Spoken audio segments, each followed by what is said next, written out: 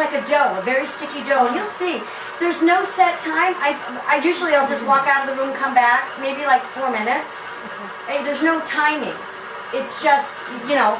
Can you overmix it? No. Okay. No, So but what? You're going to sit it for half an hour and do it? No. You can't overmix it, but it's, anyway, so, I mean, I'll show you here. You know, It's a sticky dough. Can you see that, Diane? Okay, you guys look. This is what it'll look like.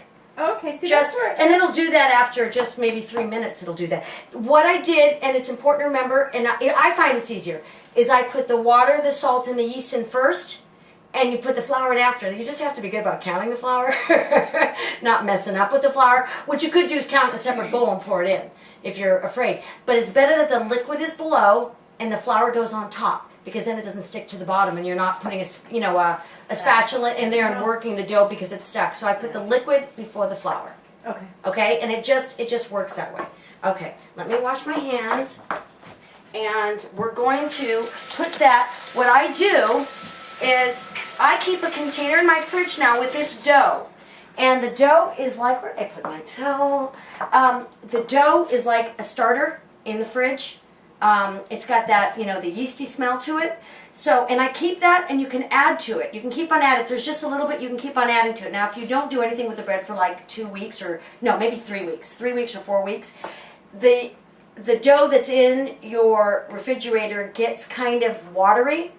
You can still use some of that as starter, but if it's kind of watery and you're going to be adding fresh dough to it, then what I would suggest is just get rid of some of it, so you don't have all of it, so it's not all liquidy, and you can add this to it so that you still have starter.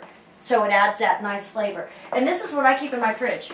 I just keep like a plastic container. I know it's big, you don't have to keep, I keep it in the fridge.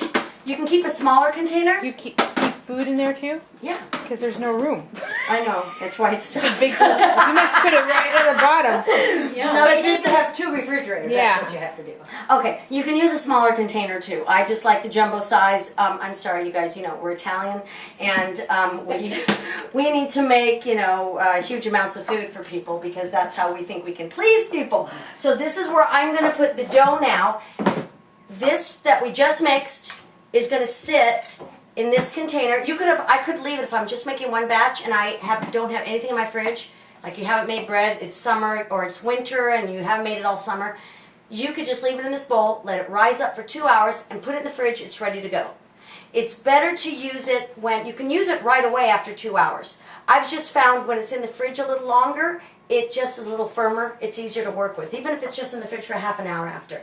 So I can make this and it'll be ready to go after it sits and rises for 2 hours, and we'll try to get a picture of You put it in the that. refrigerator? Yes. You don't leave To it rise? No, I leave it out to rise. Yeah. For for 2 2 hours. hours. Okay. I leave it out to rise, Okay. and then it goes in the fridge after that. And then it doesn't matter what you do at that point. But what I'm going to do, like I said, is I'm going to put it in here. I've already got some starter in here. I've got some leftover dough. Okay.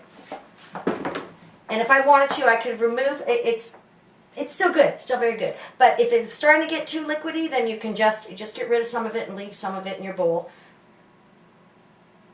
And people that have used starters before know how to play that game. So we're doing that, and we're going to let this sit. And I know that you can see what I've done down here. Diane, if you want to get a picture of that. This is after it rises for 2 hours. What we do is we work the dough. We put this in the oven. We're going to skip a step and go back to it later, because I just realized that I have to let it rise for 2 hours before we do that. So But that's already risen, right? this is already risen. Can you leave it? You don't have to bake it right after it's risen?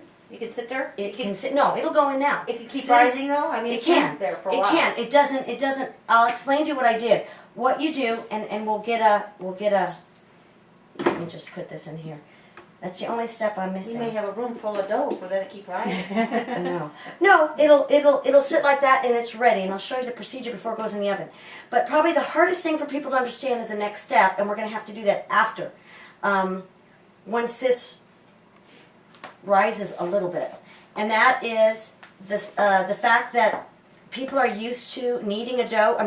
Working a dough and eating it, and it's very and the dough, by adding more flour and more flour, it becomes less and less sticky. Well, this particular dough, it's going to be sticky.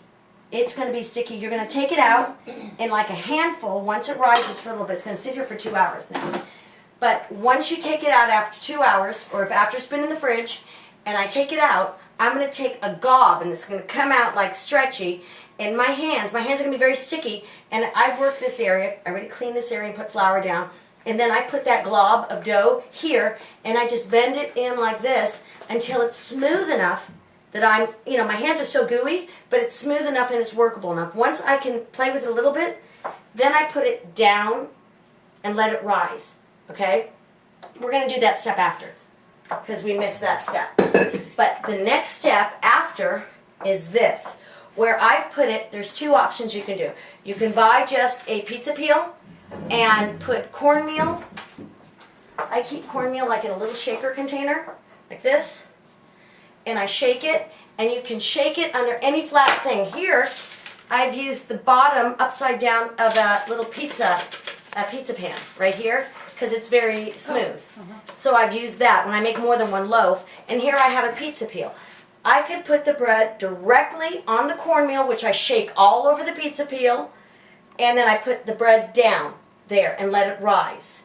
What I've done, though, is I've used parchment paper, because then the bread doesn't move as much, and I can just slide it. What I will end up doing is I'll just slide it right off of here, and then it makes it a little bit more manageable. You can do either, or if you don't feel like going out and buy parchment paper, then you'll ease the bread from the pizza peel or from your pan, whatever flat. You can use a flat cookie sheet too, and you'll ease it with a spatula into the oven, and I'll show you what's in the oven in a minute.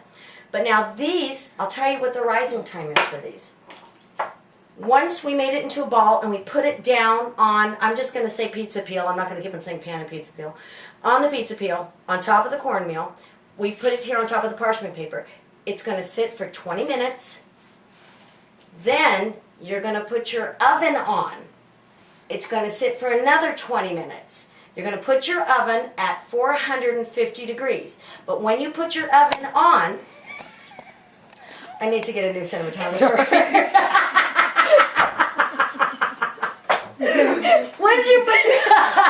Once you put your oven on, before you put your oven on, you've got to have your pizza stone inside the oven. So while the oven is heating, it's heating the pizza stone. Okay. So it's ready to go. And Can we see that? yes, you can. Come on over here. There's also something else. Let me move this. This is going to rise. We will move this. Okay, come on over here, Diane. We're going to look inside the oven. Do you understand, if you're like a neat freak about ovens, your oven's going to get dirty with this. So understand that. Either clean it more often or deal. Anyway, that's life. Is it the dirty. What? Is it the Mine's bottom? really dirty. Mine's Well, never clean. but from the bread. Is it the bottom of it? Oh. It's the bottom one I've got set up right now. You want to come on over here? Actually, because I'm doing 2 loaves, I've set up 2 pieces.